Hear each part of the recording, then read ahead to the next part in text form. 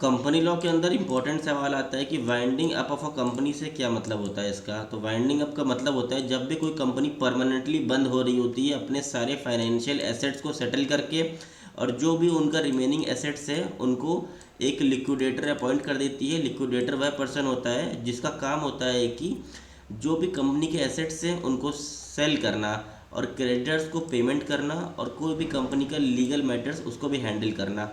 The main goal is to pay off all debts.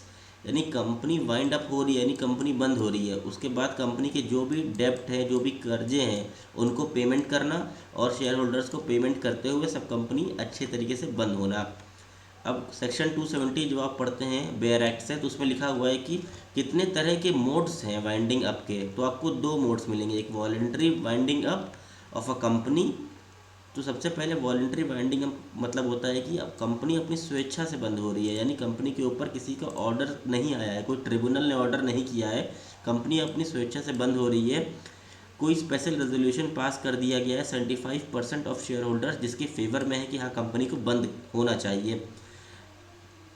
जैसे ही once debts are cleared and assets are distributed the company is dissolve. जैसे ही company के सारे कर्जे चुक जाते हैं, एसेट्स जितने होते हैं उनको डिस्ट्रीब्यूट कर दिया जाता है इक्वली, तो कंपनी सीज टू एग्जिट। उसके बाद कंपनी डिसॉल्व हो जाती है, कंपनी वाइंड ऑफ हो जाती है। और जो वाइंडिंग ऑफ होता है इसको देख के किया जाता है कि वह लीगल तरीके से हो, यानी कंपनी एक्ट 2013 के अंदर जो भी प्रावधान लिखा हुआ है उसके अकॉर्डिंग ही होना चाहिए वाइंडिंग अप। और अगर कुछ सर्टेन फाइलिंग्स करनी है पर्सन को या लिक्विडेटर को, तो रजिस्ट्रार ऑफ द कंपनीज में जाके कर सकता है। जब कंपनी वॉलेंट्री वाइंड अप होती है, अपनी स्वेच्छा से वाइंड अप हो रही है, तो इसके अंदर कोई भी कोर्ट का रोल नहीं होता है, नो इंटरवेंशन ऑफ कोर्ट। बस एक पर्सन अपॉइंट कर दिया जाता है लिक्विडेटर नाम का। लिक्विडेटर का काम होता है कि कंपनी को कि जितने भी एसेट्स हैं उनको सेल करे और शेयर होल्डर्स को बराबर पैसे दे, या कोई कर्ज है तो उसको भी निपटाए।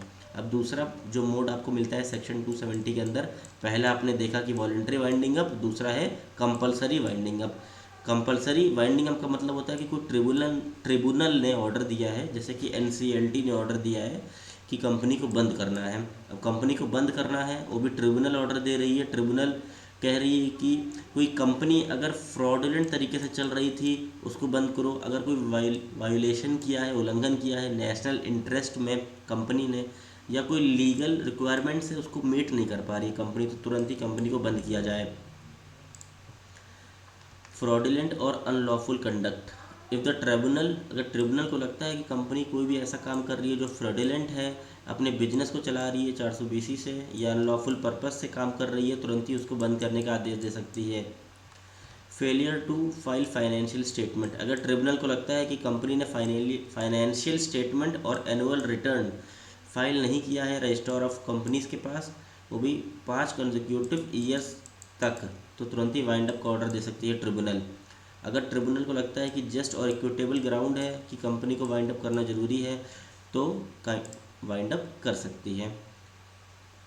Wind up is the process of closing down. Wind up का मतलब होता है कंपनी को बंद करना। डिसोल्यूशन का मतलब होता है लीगल स्टेप, कानूनी तरीके से बंद हो जाए कंपनी, समझिए बंद हो गई।